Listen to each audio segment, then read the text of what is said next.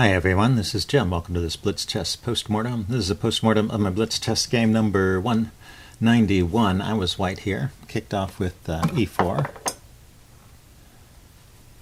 Let's play it. And my opponent played c5, the Sicilian defense. So we go down the main line here. And he even plays the Najdorf, which right here in this move is the big branching of the waves in the Sicilian, so that's the Najdorf. And there's also a lot of choices here for white on how to respond. There's the bishop e2 line, the Karpov line, more positional.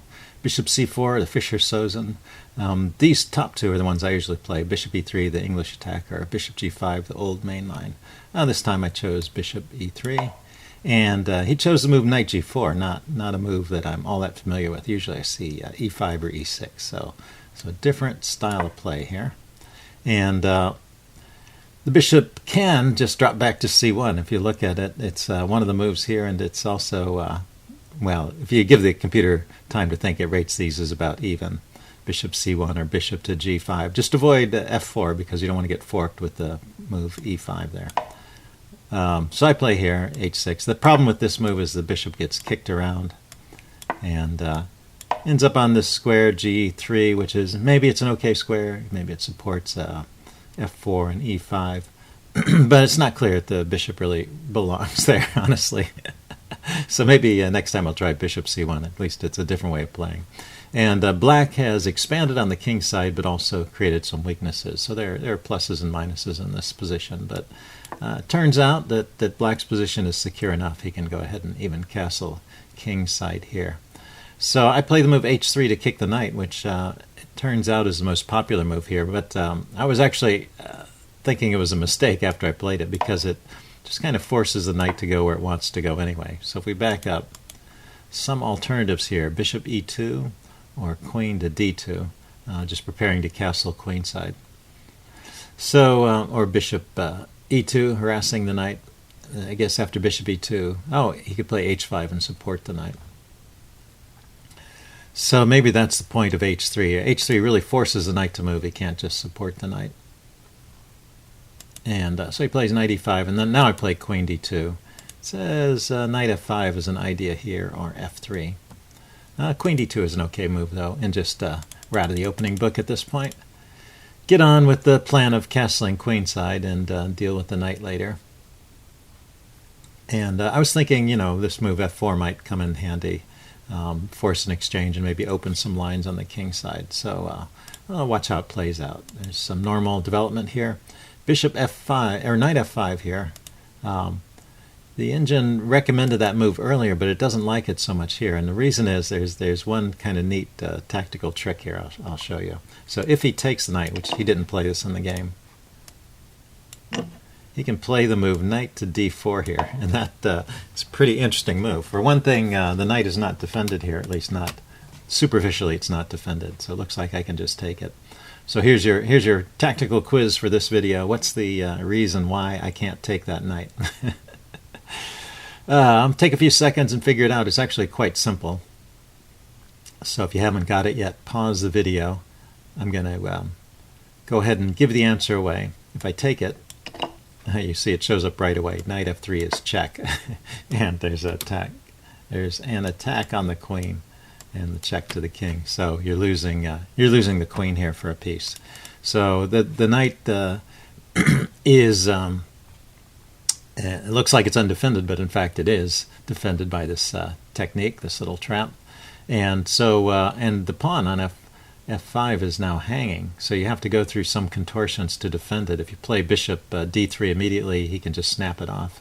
So you have to take the knight first, and then he takes back, say he takes back with the bishop, then you can play bishop d3. But you've given up a good piece, you've given up your dark squared bishop.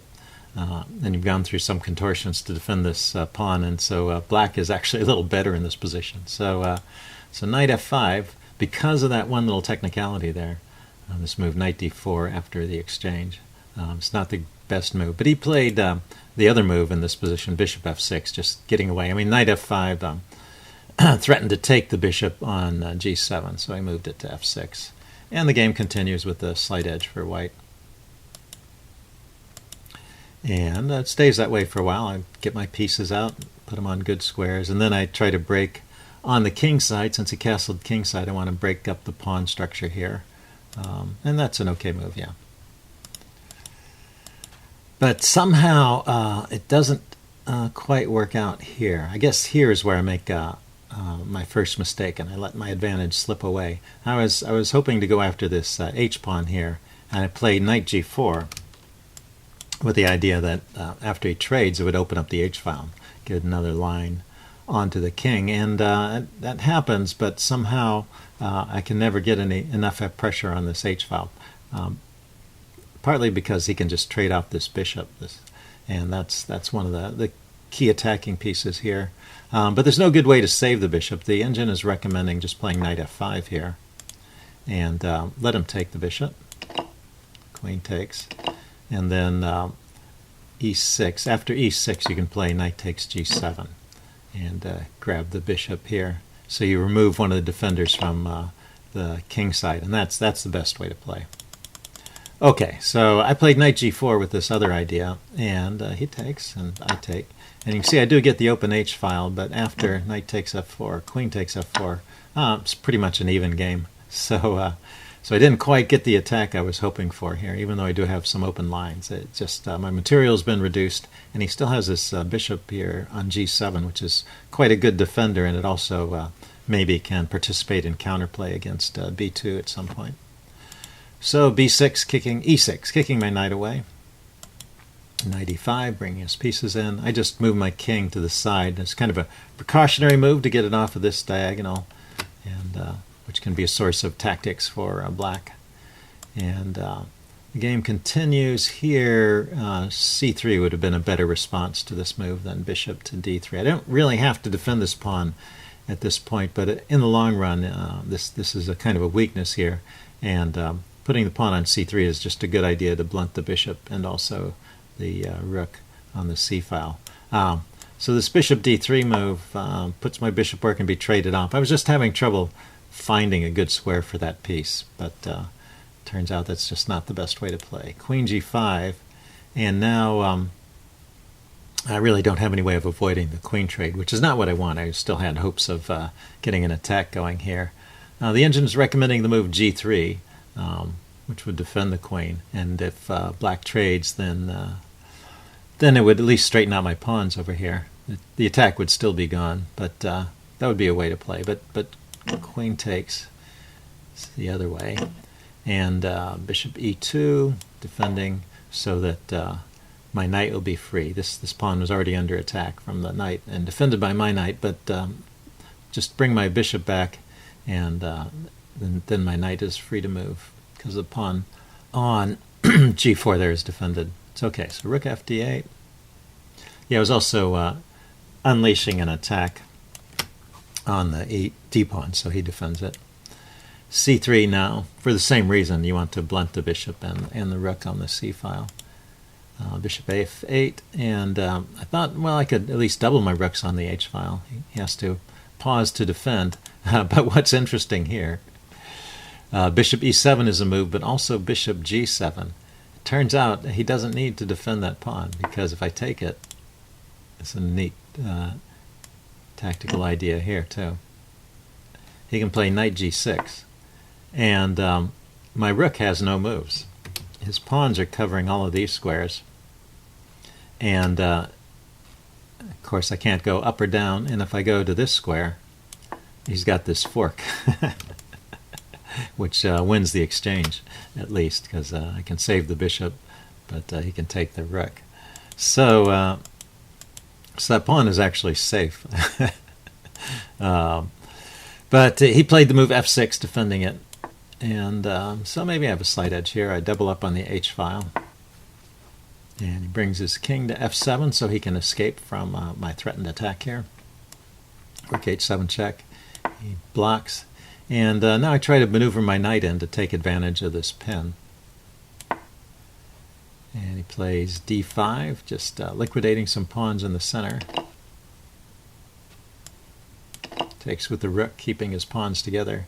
And now he starts to get some counterplay on the open d-file here. I continue with my plan, knight g3. King goes to g6, attacking my rook. And you can see it's once again an equal game. This actually was a pretty well played game. We stayed in the range of equality here for a long time. So it seems, it says I could have tried knight e4 here. But rook 7 to h3 is an idea. So yeah, the rook is defended, so I have time to play a knight move. But I really wanted to get the knight to the square h5, so that was my idea, bringing the rook back. And if I can get the knight here, I can maybe trade off that defending bishop, or go after the the f pawn, the pawn on f6 there. So he played rook d2 though, getting onto the second rank. I go bishop f3, and so actually bishop f3 is where it starts to go downhill for me, and he gets quite an advantage. So I guess I have to play a passive move like rook e1, just defending the bishop. A bit unfortunate, but once again, if I defend the bishop, then this knight is free to move, and that will help my game. I can play a knight e4 or something like that later.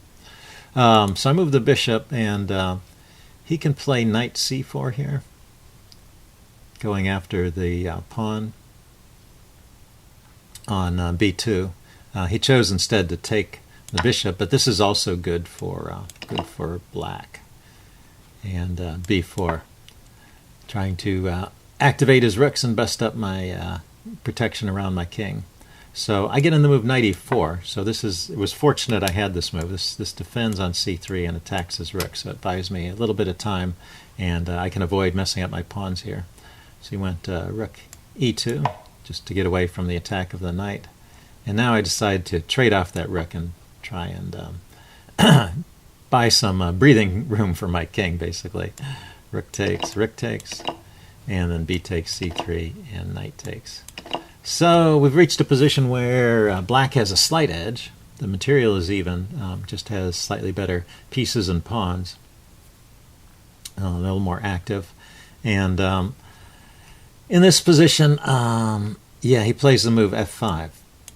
And now I should really do something different. Well, I can go ahead and take here. I guess this is okay. G takes, E takes. It's right here I should play something different. The engine is recommending knight d5. I recognize there's this threat of bishop takes, pawn takes, rook takes, winning a pawn. And so I defended with the king, but that allows him to later on take the knight anyway and mess up my pawn structure on the queen side. So this move king c2 is not the best move in the position, but it does meet the immediate threat at least. So g4 and exchange again. Rook g2 attacking the pawn, king g5 defending, king d3 trying to get over and maybe round up this pawn. And so now this knight is unpinned, and he takes this moment to strike, and yeah, bishop takes c3, pawn takes. So there's still an edge for black in this position because he's got the more advanced passed pawn, and yeah, and my pawn is not protected. His isn't either. I guess our kings are relatively in good position. So I guess the sole advantage for black here is that his king and his pawn are more advanced. So he's quicker if this turns into a race. And I play the move king f4. I actually get into a losing position in a couple of moves. Oh, he plays the move king f4. Sorry, that's a very logical move for him to just start moving things forward. And it says I need to play rook f2 check. So I guess this move here is actually a losing move. And let's look at the winning technique here. King f3. He follows this for a while. He plays the best moves. I get my rook out of the way. And my idea was to come around behind. And now he could play rook d8 check, or I think he could go rook g8 immediately, but let's play this. Rook check, drive my king back, and then rook over here to g8, getting behind his pawn.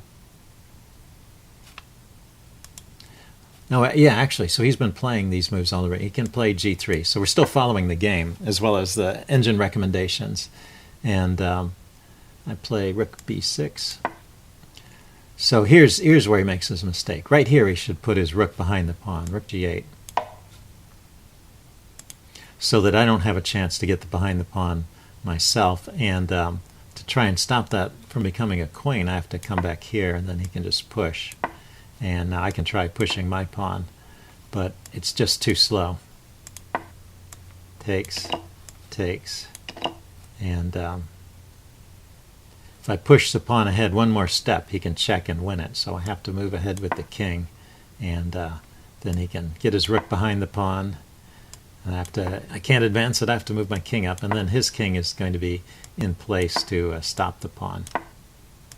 This is one of those race conditions where I'm just not fast enough. It takes me 2 steps, and he can do it in 1 step each time. Actually, I messed that up.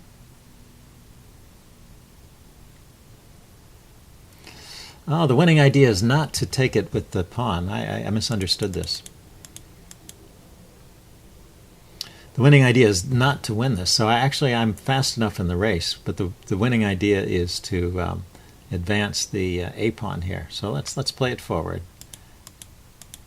He's still trying to catch up and win that pawn, but he can't at this point, and so he needs to play the move a5.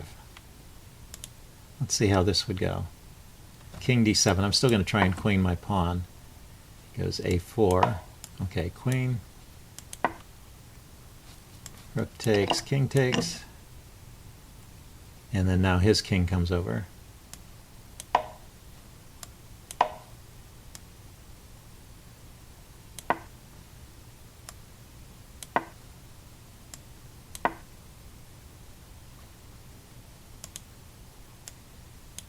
Sorry. It's got to be precise here. A3 has to be played here. Okay. Take advantage of the fact that my king has further to go to catch up to that pawn now. I'm going to keep trying to come forward. Okay, and he can get to this position, and now he can take the pawn, step aside, and then queen this one. So that's the way to win this. That's kind of interesting. Not so simple. But I have to say the idea of rook g8 getting behind the pawn is pretty logical. And the one time my opponent was playing this whole game really fast, and this is the one moment in the game where he can pause and stop to think for a little bit. He has 8 minutes basically, and win the game. And instead he plays this move a5, and now we are much closer to being in equal position. So I check the king once, he gets in front, and then I start pushing my pawn, and he pushes his pawn, and I get my rook behind it. So this is the idea, and you'll see the drawing idea here soon. He attacked my pawn, so I moved it forward, and then he gets his king out of the way so he can queen, and I bring my king over here. I'm going to round up his pawn and then try and queen my pawn. And notice I'm not in any hurry to take this pawn. I'm going to force my opponent to waste as much time as possible and use this time to advance my pawn. So my rook just sits here, and he eventually has to play this move to win my rook. And now he's a rook up, but my pawn is pretty far advanced, and this is good enough for a draw. I take over here. He goes after the pawn, I support it, and he brings his king in. But his king is too far away.